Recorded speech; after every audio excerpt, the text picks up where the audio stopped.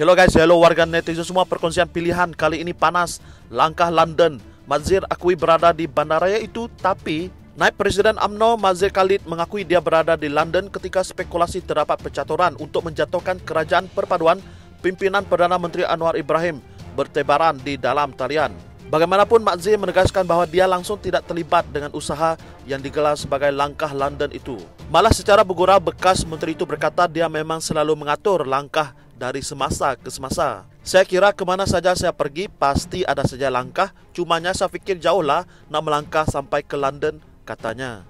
Menjelaskan keberadaannya di London sebelum ini, Mazhir berkata, saya akui memang saya berada di London, tapi saya tak berjumpa pun dengan orang-orang yang disebut dalam langkah London itu, katanya.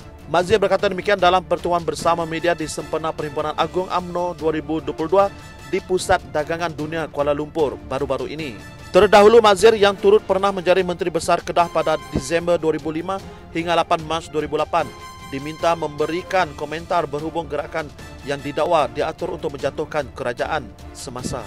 Ia digelar sebagai langkah London kerana dikatakan perbincangan mengenainya dibuat di kota raya tersebut.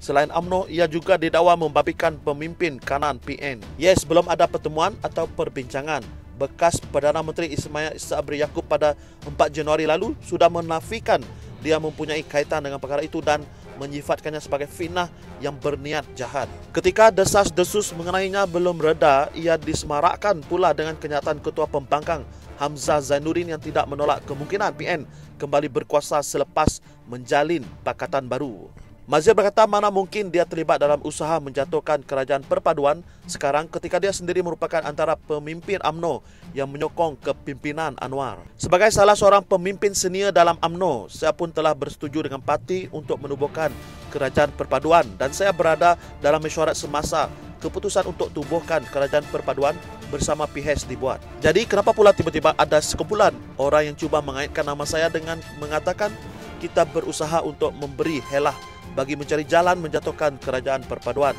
Jadi pada saya nafikan perkara itu, tegasnya. Sementara itu, dalam perkembangan lain, Mazhir berkata UMNO dan parti-parti dalam kerajaan perpaduan sehingga hari ini belum berkesempatan mengadakan pertemuan bagi merencana pelbagai agenda. Antara isu yang dilihat wajar ditangani ketika ini ialah membabikan pentadbiran kerajaan selain sebagai persiapan menjelang pilihan raya negeri PRN yang akan diadakan tidak lama lagi. Tambahnya lagi, kami belum lagi mengadakan mesyuarat dalam parti dalam PH sebab yang ada pertemuan sekarang adalah di peringkat kerajaan perpaduan sahaja.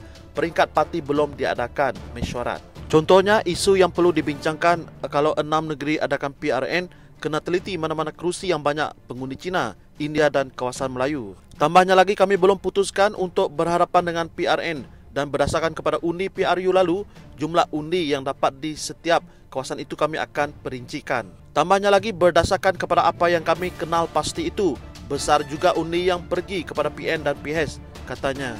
Oleh demikian, Mazhir berkata dia yakin pertemuan tersebut akan diadakan dalam masa terdekat ini.